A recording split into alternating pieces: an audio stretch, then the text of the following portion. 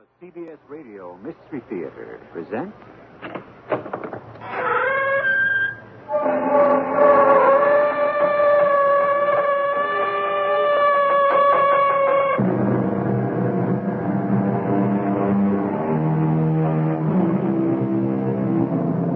Come in.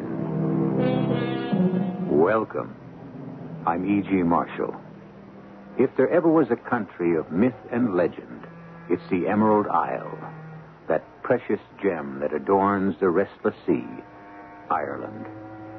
But for all its gay and infectious beauty, its green fields and the riot of colored flowers, there is a darker side that haunts this shining isle. Not all the mythical spirits are as captivating as leprechauns, or as gentle as the fairy folk. The Celtic gods of olden times still lurk in the shadow of the woods, the deep mountain glens, the black velvet night. This man swam across the Irish Sea? Not man, sir. Sure, he was more than man. A boggart or a god or whatever you'd like to call him. And evil as a raven. Colossal he was, so no ship or house could hold him.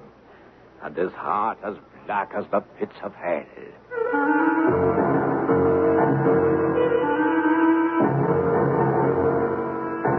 Our mystery drama, The Witching Well, was written especially for the Mystery Theater by Ian Martin and stars Paul Hecht and Carol Teitel. It is sponsored in part by Buick Motor Division and Sign-Off, the sinus medicine. I'll be back shortly with Act One.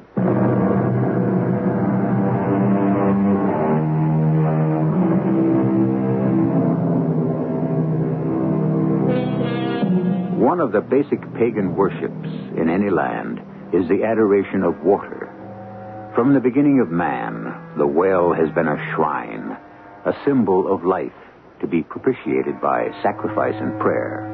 If not the well itself, the gods or devils or guardians of its sacred content.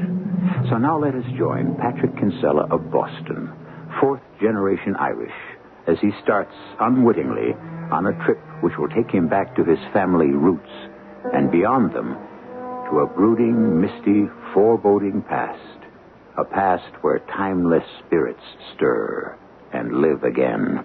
Thank the Lord you're not your father's son. And what does that mean? I meant only that you take after your mother's side of the family. Oh, my mother, I hope not. I remind you that you're talking about my daughter. I'm sorry, Uncle F. I didn't mean to hurt you. It's just that Mother was so cold and withdrawn and, well, I don't know, bitter. Well, whatever she was, your father made her that way. With his womanizing and his extravagance and his drinking. That's not true. He was only driven to that because... God, in the name of heaven, would you leave him alone to lie dead in peace? And Mother, too. Yeah. I'm glad you have some regard for her. I do, Uncle, I do.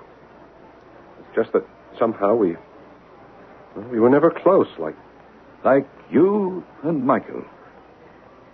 Well, Lord knows he loved you. The one unselfish passion he ever had, I suppose. Well, does that complete the formalities concerning Father's will? Oh, no, just one more thing. This. Well, what is it? An envelope, obviously, sealed. About its contents, I know nothing. Oh, is it all right to open it? It's addressed to you. Well, why are you hesitating? I don't know. Hunch. Just a feeling. What sort of feeling? Well, that maybe this should die with him, that it's something better left alone. You know me, Uncle. Oh, yes. You were a strange and wonderful little boy, I have to remember. When I was younger and a little more full of sap and vigor, I used to call you the changeling. I wouldn't have been a bit surprised to find your ears growing into points. You seem to be aware of so much beyond us stiff-necked old Yankees. Yeah. I remember you used to kid me about leading you to the pot of gold at the end of the rainbow. That's why I'd like to have you in the bank now. I still think you could lead us all to it. Just the way I thought your father could once. Let's not get back into that, Uncle. Let's just open this mysterious envelope. Well? No, it's just something he wants me to do. Is it a secret? Oh, no. Oh, he doesn't say. Sort of, I suppose. Well, not between us. Well, let me read it to you. Dear son, among all the things in our relationship which has made it the best of my life was the fact we never questioned each other but accepted us on faith. So I ask a final act of faith with no questions asked. Please continue to issue a banker's check for $800 every month as indicated to the following address, Box 13, Branwell, County Meath, Ireland. That is all? Yep. No name? No name. What for? No indication. Or how long he's been paying? Nope. And how much? $800 a month. That's nearly $10,000 a year. Mm-hmm. You're not going to keep paying that out. Oh, yes, Uncle F., I am. It was my father's wish. I'm living up to it. There's only one thing I'm not living up to. And that is? I'm not going to do it without a reason, which means I can answer an earlier question of yours. I know what I am going to do with myself. I'm going to make a trip to Ireland. I'd like to know just who's picking up that check from Box 13, GPO, Branwell, County Meath. If I wasn't quite living up to my father's last request, I wasn't being completely honest with my uncle either. For there was a name, as well as an address. Boann Connaught. So on the next plane, I left for Ireland and Branwell, wherever that turned out to be.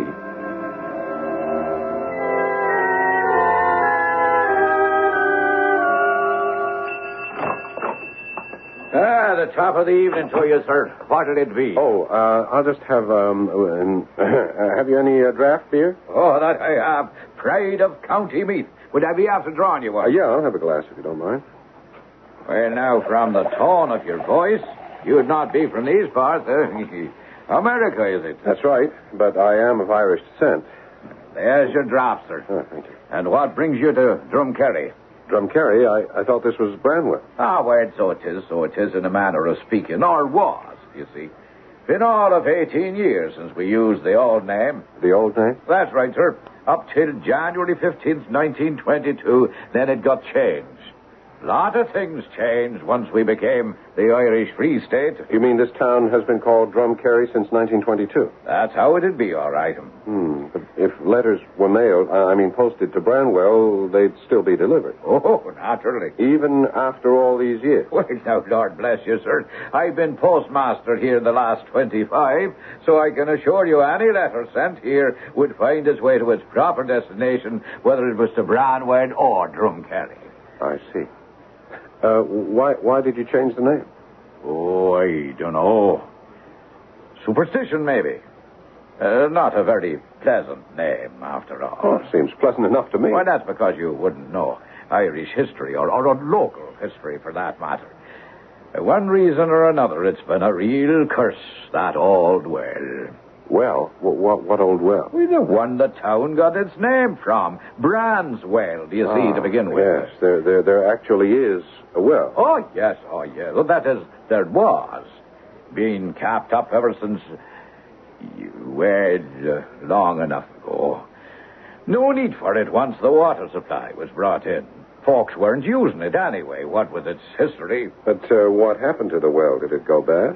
From bad to worse.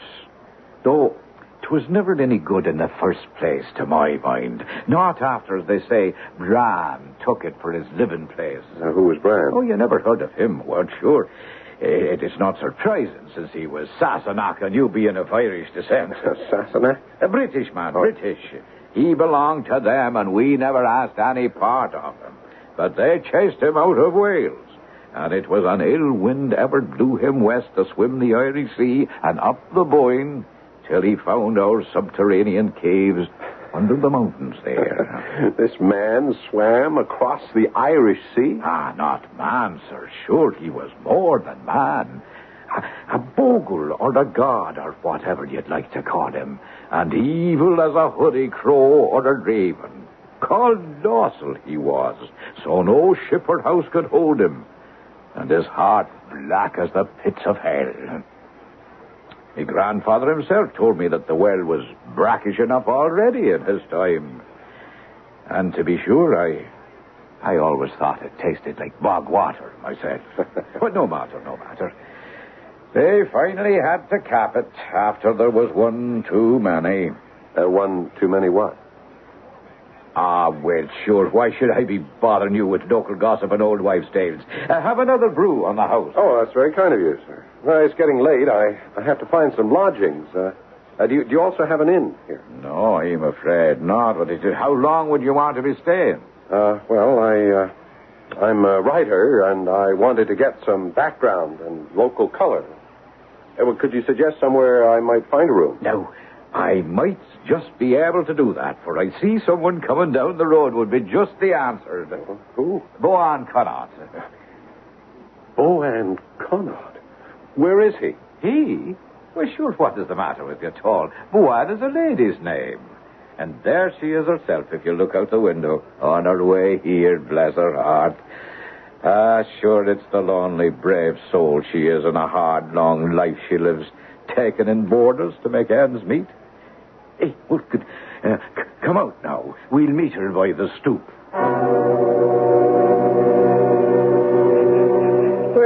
God save you, Mrs. Connaught. Where are you off so late in the eve and in such a hurry? I had a call then, Mr. Muldoon, do you see? Oh, a call, was it? And from where at all? On the telephone? Ah, sure, you know I don't have such an instrument in the house.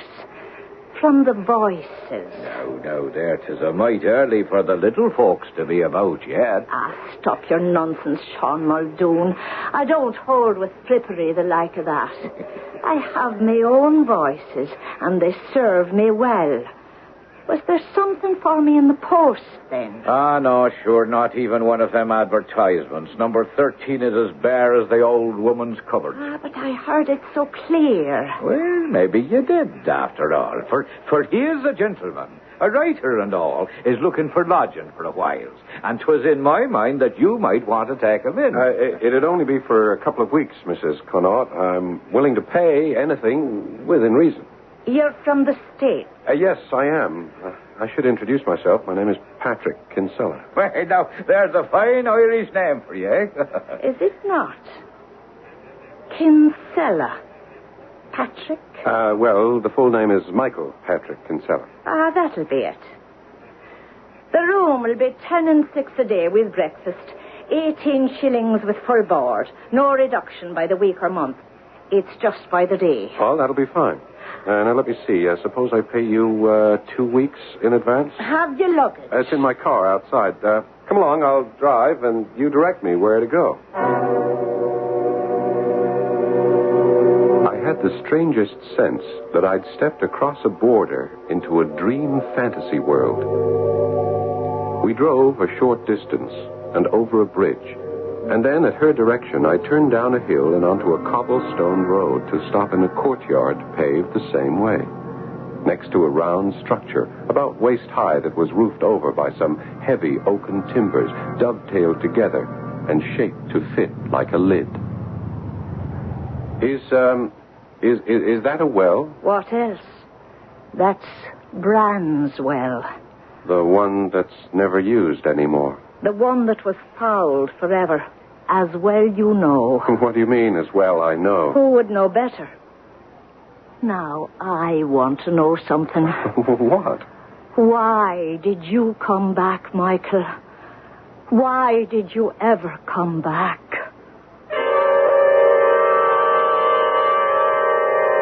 For the moment, Pat Kinsella can only stare, open-mouthed, at the tiny woman who is suddenly all blazing eyes, burning with accusation. He realizes, of course, that he is being mistaken for his father. It isn't the first time people have noted the resemblance. But what fascinates and repels him is a secret that seems about to be revealed. A secret he is not sure he wants to know. I shall return shortly with Act 2.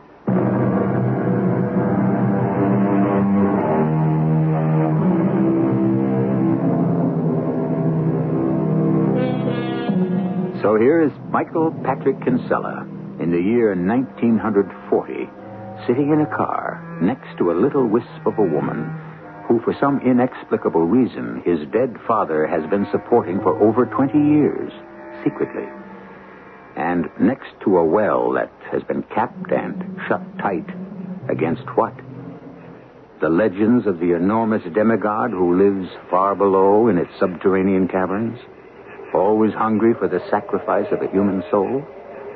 Or some more practical reason, that the water is fouled, or the well has outlived its usefulness? I'm afraid you're making a mistake, Miss Connaught. I'm not who you seem to think I am. Never fear a whisk, lad. You're just who you have to be. Yes, but my name isn't Michael. I mean, that's not what I'm called by. It's Pat. It's a long time, do you know? And who remembers all the names the way they can change with the passing years? You're still the one expected, are you not? Expected? The voice was after telling me you'd be back. Did you not hear it yourself? The voice? What else would you call it? You'll not be telling me it didn't call you then. Else why are you here again? Well, I'm not here again. There now. It had to be. Such an important anniversary. 21 years. You had to be here. Here for what? To strike off the chains, set the soul at liberty to rest in peace. Miss Connaught, forgive me, but I really don't know what you're talking about. Do you not, Michael? I'm not Michael. I'm Pat. Michael was my father. Is it so? That might account for it then. But here. 'Tis late it's coming on to be, and you could be tired and have a good meal is what you need under your belt. We'll leave the car here and walk to the house, and I'll get you settled in again. Again? You'll see. Once you're in the house, and it all begins to come back. I didn't really want to get out of the car into the Irish gloaming, that peculiar half-light between day and dark that lasts so long. But grabbing my bags, I dutifully followed the tiny figure of my hostess as she clumped doggedly, but yet with a kind of grace down the path to a small thatched cottage with thick stone walls. Inside, she lit kerosene lamps and bustled about, getting me settled in an upstairs room with a dormer window poking through the thatch and overlooking the well. Do you remember now? Why can't I make you understand? There's nothing to remember. All I'm here for... You can't deny that bed and the well outside the window, and that here it was the wedding night. Or so I thought. Heaven save me. What are you trying to tell me, Miss Connaught? That my father was here? What was it you said, 21 years ago? Come here to the light now, and let me look at you, boy. Carefully. I may look like my father, or rather like he did, but I am my own man. You're his spit-and image if you're not. I couldn't be my father under any circumstances. Because he's dead. God defend us. He's away to the other world, then, and abandoned the girl he shamed. So that's why you were called. I wasn't called. I came here to find out who the mysterious Boann Connaught was and why my father was paying you all that money. But maybe it would be better if I left. You want to run away without finding out. I don't think I want to find out anymore. Why, boy? Because you think I'm an old lady touched in the head. I didn't say that. But it was in your mind, for sure.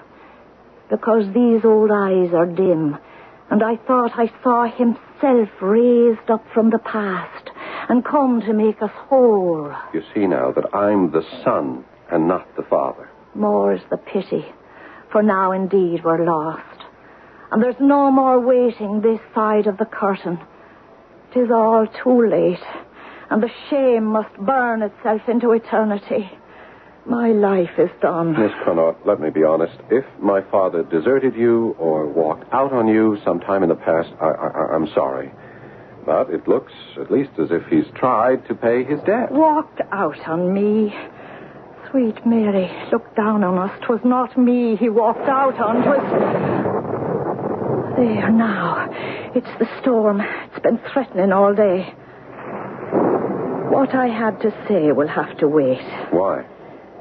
With the wind away to the northwest, The rain oft blows down the chimney. I'll have to set the damper down. And there are windows to be closed. I'll call you when I'm ready.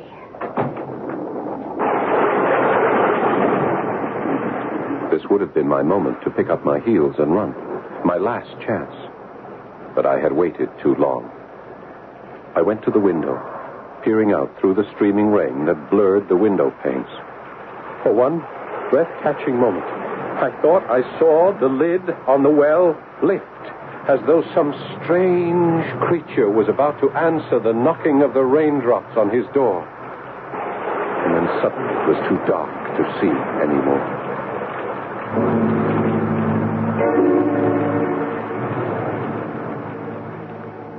By the middle of dinner, the rain was gone. And by the end of it, Miss Connaught was too. I had tried to question her, but she refused to talk until I'd eaten. And now she seemed to have disappeared into thin air. Suddenly, I wasn't mystified anymore, or apprehensive, or afflicted by any form of ESP. I was just plain angry, and I wanted out.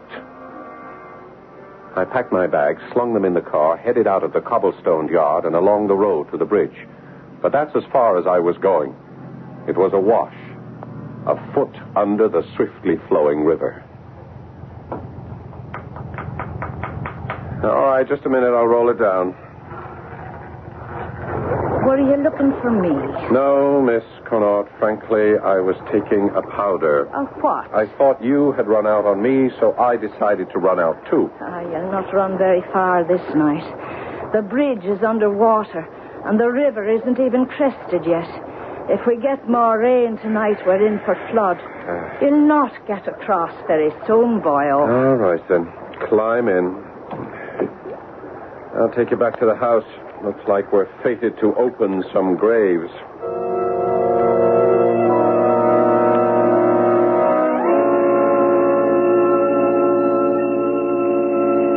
It wasn't me your father deserted. It was me younger sister, Deirdre. I never heard my father mention that name. Well, I'm sure of that. He didn't dare. Why not? Your father was weak. He wasn't a bad man, just a weak one. It was the spring of 1918 in Paris that Deirdre met up with Michael on what they call the left bank, down by the River Seine. Oh, I'm sorry. I didn't know. Pardonnez, mademoiselle. I'm not French. Oh, well, I was just trying to say I didn't know anyone was down here. Well, now you know. Yes. Are you alone? Yes. Yeah.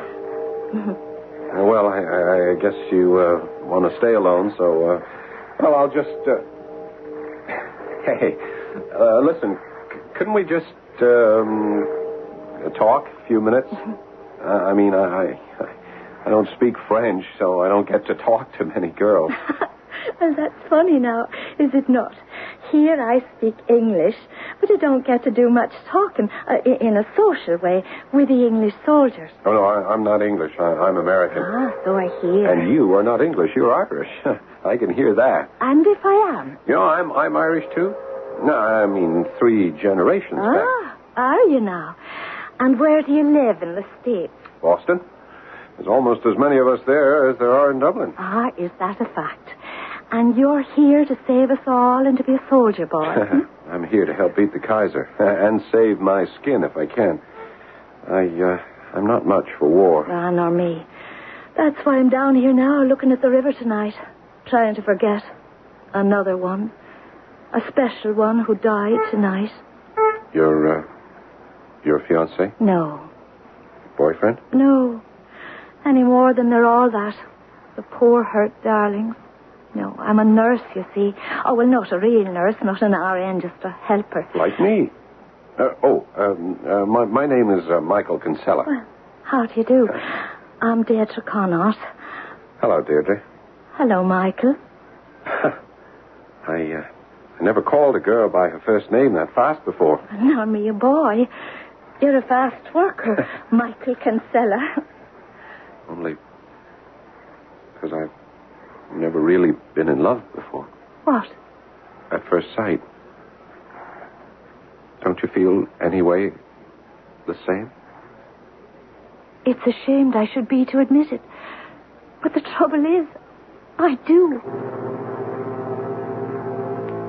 That's the way they met. And for the most of that year, they were seldom separated.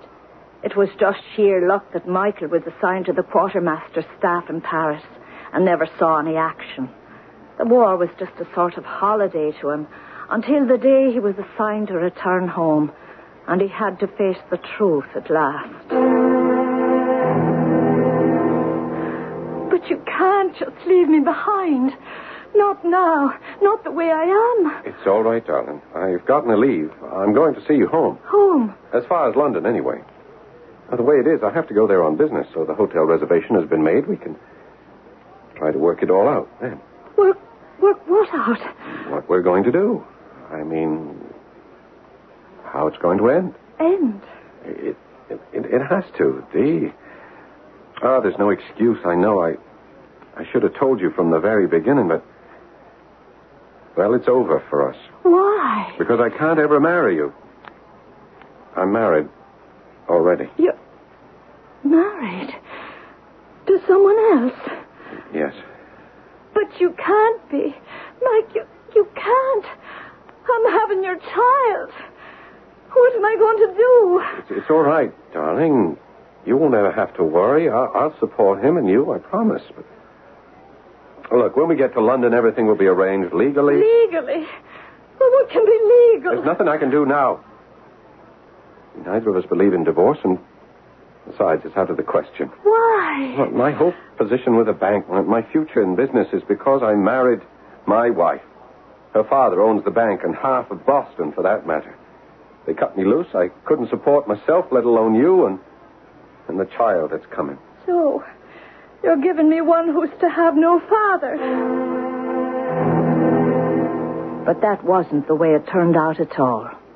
Because when they got to London, Deirdre was ready to go into labor. And what faced them there was enough to bring it on full force. What faced them, Miss Connaught? What would you guess? Mrs. Patrick Kinsella. The woman from whom your father would have done anything to hide his affair with Deirdre. My mother? Your father's wife. Quite suddenly, our story has moved from the world of fantasy to a world of quite sordid reality. I'll be back shortly with Act 3.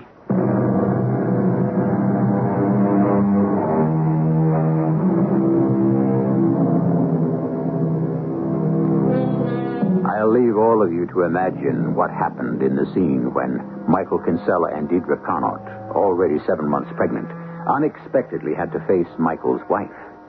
There was no longer any chance for subterfuge. Everything was out in the open. And at last our story has reached the moment when the past is about to be revealed, and Michael's son, Pat, is going to learn a buried truth that will shake him to his heels. But what was my mother doing in London? Mrs. Kinsella? Well, sure she knew the hotel had been engaged in London for business. And didn't her father offer her the trip across the ocean to greet her husband that much earlier? But didn't my father know she was coming? I suppose Mrs. Kinsella thought to give him a happy surprise. Oh, 'twas a surprise, no doubt of that. But far from a happy one. To begin with, that is. What do you mean, to begin with? Well, first off, it was a terrible shock for Deirdre. And the baby was born out of its time.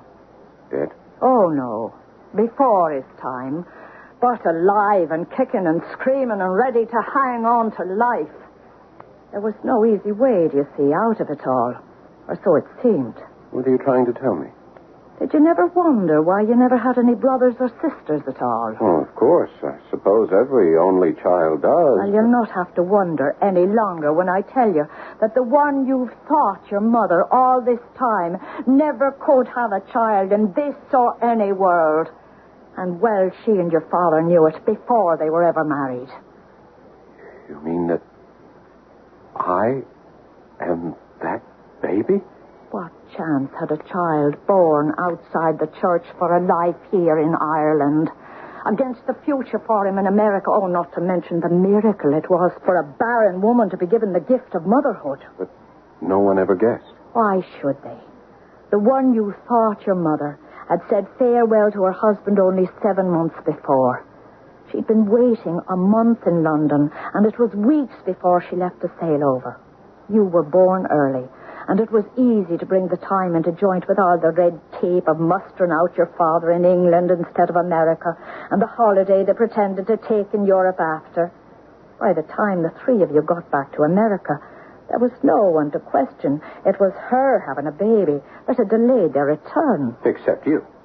And my real mother. Only you were safe, weren't you? You'd been bought off. I was paid for and delivered. I wished, not so fast. If I'd realized then what I did later, I would never have stood for it. Your father brought your mother home to this house here in Drumkerry after you were born to sleep here in this same room as you're sleeping in tonight. And when my father left? I thought he would be back. But he never came. He never came. And my mother? Your mother. What was there left for her to live for? Betrayed by the man she loved more than life itself, without her baby to give her a reason for living? I still say she didn't have to sell me. It's a long time ago, Patrick, then. And a different world it was. She thought to do it for your sake. Oh, many's the time she regretted her decision. But it was too late to change her mind. She could only hurt 3 other people. Your father and his wife and yourself by recalling it. And maybe in the long run herself too. For there was nothing at all to keep life together and a roof between her and the wind and the rain but the money from America. Bitter ashes. In the end, what did it matter? Her life was over. So she went away. She went away? Where? They do say that Bran lives in the caverns beneath the old well out there. And every generation he claims a life in sacrifice. Come on, Miss Connaught. Don't give me old country superstitions. Answer me. The well is fed by the River Boyne through caverns that wander deep in the earth through solid rock. She was not the first to step into Bran's well and drop into eternity. And that's how my mother died? It's how she tried to die. Now what are you saying? You are of the faith, are you not? Yes, Yes. Then what hope of salvation would a woman twice damned have? A child out of wedlock? Only your father's coming back and setting that straight might have saved her. He couldn't do that. I mean, even if he hadn't been, as you said, weak, his own religion... She knew that. So, lost already, she was ready to commit the other mortal sin and take her own life. Now she knows no rest. Her body was never found. No. She was never buried. There was no service. She died in sin and is left to roam seeking forgiveness with the one who might have brought her peace, dead himself. Well, there it is now. And the storm looks to be coming back. Oh, I am so tired. And you must be too. Let's away to bed and find some rest, if we can.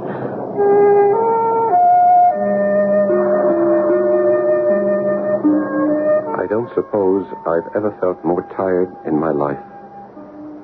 My mind churned with all the revelations I had. But underneath it all, as I tossed and turned while the thunder growled in the background, was that strange sense of inner vision I had wrestled with since childhood. The unexplained knowledge of events, future and past, that had haunted me all my life. And in this turmoil, I fell asleep. I was startled by an enormous thunderclap, followed by the wrenching split of wood. It brought me bolt upright and in one bound to the window, where, in the courtyard below, in the flash of the lightning, I could see that the oaken cap over the well gaped open, and through the sudden curtain of rain, I could only half see emerging from the shattered split in the wood a strange, ephemeral presence. The last huge clap of thunder drove me inexorably downstairs and out into the rain and towards the well. Fine.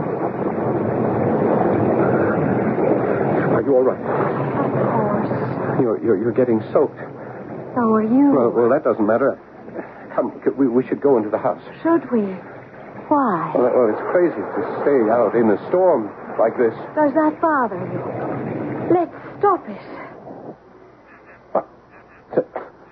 The rain stopped. The thunder's gone. The moon is shining. What happened? You asked for it. I gave it to you. Who are you? You must know by now. Deirdre. Yes. But you're dead. Oh, how I wish I were. I'm only passed over. What? I can't be dead, you see. Not yet. Not till I'm waiting. Waiting. Waiting? For what? For him to come. Who? Him. The one to release me. The one to let me sleep at last. He is dead. My father is dead. I know. But he can't save me. Only you can. Why me? Because you are the one who has been wronged. Only you can forgive. Why should I? When you sold me. I wanted a better life than I could offer you. The money was not my idea, but your father's. I never spent a penny of it. It's all saved up against the day of your coming here, as I knew you would. It will be yours now, and you will be independent now, and free, in a way Michael never was. Ooh, it's near the dawn, and my time is running out. Patrick, darling, my son, don't turn your back on me as your father did. Please. Mother, it's too late. I never knew your love, not as a child. How can I find it now when you are dead and in the grave? Give me yours now, and you will find my love.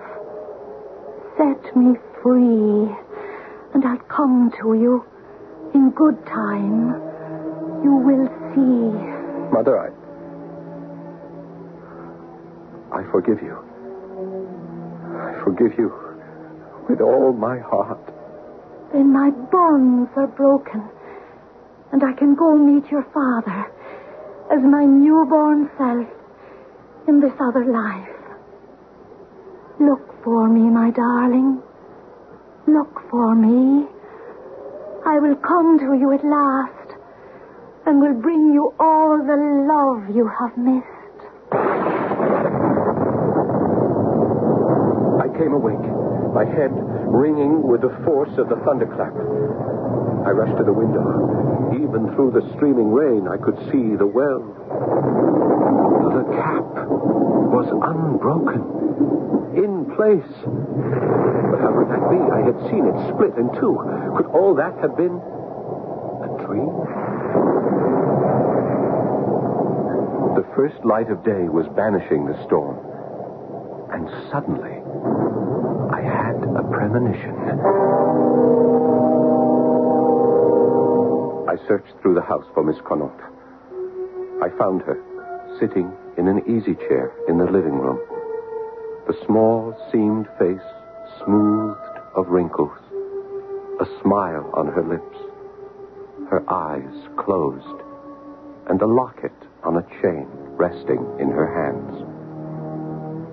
She was quite dead. She must have been dead for some time. I dressed hurriedly and drove to the village.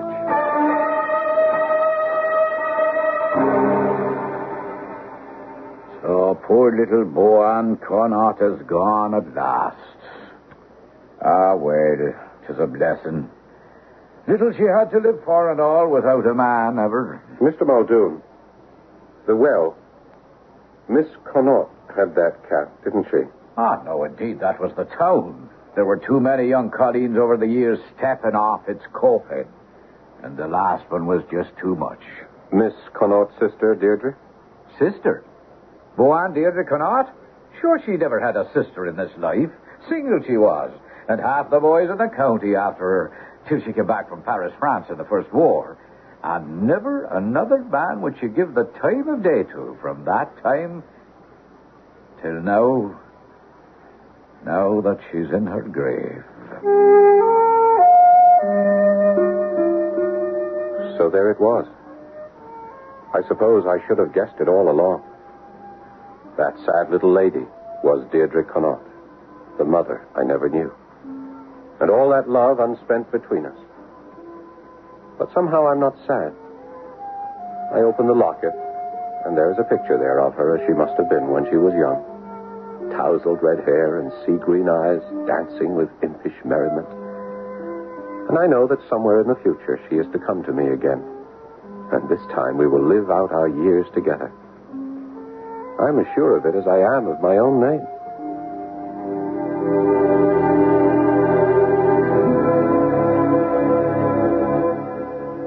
A footnote. Shortly after Pat Kinsella returned to America came the disaster of Pearl Harbor. He enlisted immediately and fought with distinction through all of World War II. In the summer of 1945, after VE Day, his first night in Paris, he went to the left bank of the Seine, retracing his father's footsteps down the steps to the wharf. Did he know in some mystic way that he would find there the young nurse whom he would marry? They are still living happily ever afterwards. I'll be back shortly.